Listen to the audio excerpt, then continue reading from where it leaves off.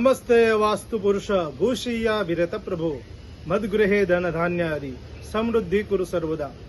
જય શ્રી મહાકાળ. મિત્રો, હું છું શાસ્ત્રીજી દીપિનભાઈ રાવલ, જ્યોતિષાચાર્ય. મિત્રો, આજે નવા વિષય સાથે આવ્યો છું અને આ નવો વિષય આપના માટે લાભદાયી રહેવાનો છે, કારણ કે આ વિષયની અંદર ઘરને લઈને વાત કરવામાં આવશે.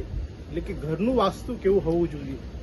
કદાચ ઘરનું વાસ્તુ વ્યવસ્થિત નથી, દિશા વાઇઝ જો વાસ્તુ શુભકારી ન હોય તો શું કરવું જોઈએ. મિત્રો, આપણા ઘરની અંદર સુખ શાંતિ પ્રાપ્તિ કરવા માટે આપણે અવનવા ઉપાયો કરતા હોઈએ છીએ, સ્થાન પરિવર્તન પણ કરતા હોઈએ છીએ. છતાં જો આપણને ઘરની અંદર સુખ શાંતિ ન રહે તો આપણે હતાશ થઈએ છીએ. પરંતુ તમે ચિંતા ન કરશો, તમારી ચિંતાઓને દૂર કરવા માટે આવ્યો છું. માટે જ આજનો આ વિષય આપના માટે લાભકારી રહેશે. મિત્રો, ઘરની અંદર જો અગ્નિ ખૂણામાં રસોડું હોય છે તો તે શુભકારી બને છે, કારણ કે અગ્નિ ખૂણામાં અગ્નિદેવનો વાસ છે. અને તેથી જ જો ખાદ્ય પદાર્થ બનાવવાની જે સામગ્રી હોય અને તે દિશા તે અગ્નિ ખૂણામાં જો કરવામાં આવે અને રસોઈ ઘર જો અગ્નિ દિશામાં રાખવામાં આવે તો ઘરની જે બહેનો હોય છે તેમનું આરોગ્ય સારું રહે છે, તેમને ક્રોધ નથી આવતો, તેમની વાણી તેમનો વ્યવહાર મધુર રહે છે અને ઘરમાં સુખ શાંતિ પણ જળવાઈ રહે છે.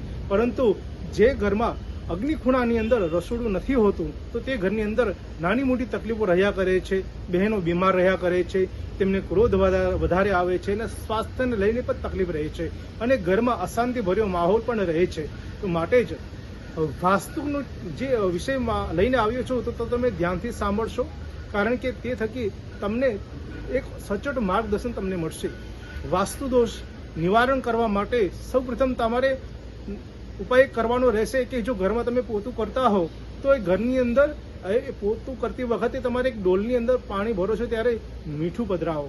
5 ચમચી મીઠું પધરાવવાનું રહેશે અને ત્યારબાદ ઘરમાં તમારે પોતું કરવાનું રહે. અને આ દર અઠવાડિયે એક વખત જો કરશો તો ઘરમાં નકારાત્મક ઉર્જાનો નાશ થશે અને સકારાત્મક ઉર્જા આપના ઘરમાં રહેશે. સાથે તમને વાત કરીએ વાસ્તુ દોષ વિશે, તો જો તેની અંદર નિવારણ માટે જો ઘરનું શુભકારી વાતાવરણ જોતું હોય તો આપે સૌપ્રથમ કરવાનું રહેશે કે ઉમરાની પૂજા કરતા હશો બહેનો, તો ઉમરાની પૂજાની અંદર બે બાજુ આપણે સ્વસ્તિક બનાવીએ છીએ.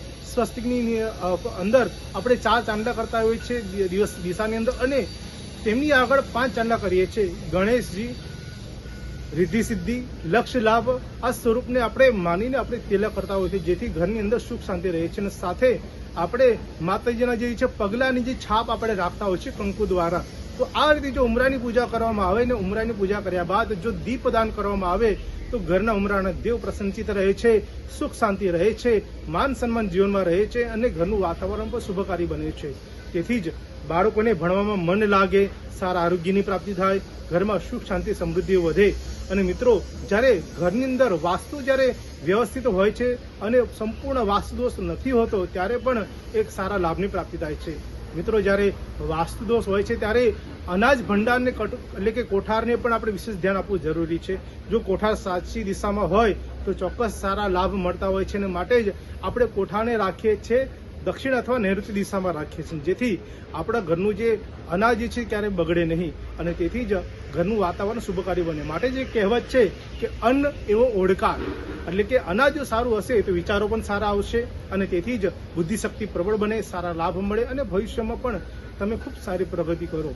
તો મિત્રો, વાસ્તુ ટિપ્સને લઈને હું આવ્યો હતો અને આવા નવા વિષયો સાથે હું ફરીથી આવતો રહીશ. પરંતુ આ વાસ્તુ દોષને લઈને જો તમે ઘરની અંદર સુખ શાંતિ જાળવવા ઈચ્છા રાખી રહ્યા હો તો ઉપાય તમે ચોક્કસ કરશો, આપની મનોકામના પૂર્ણ થશે. અને આવા નવા વિષયો સાથે હું ફરીથી હાજર થઈશ. મને આપો રજા.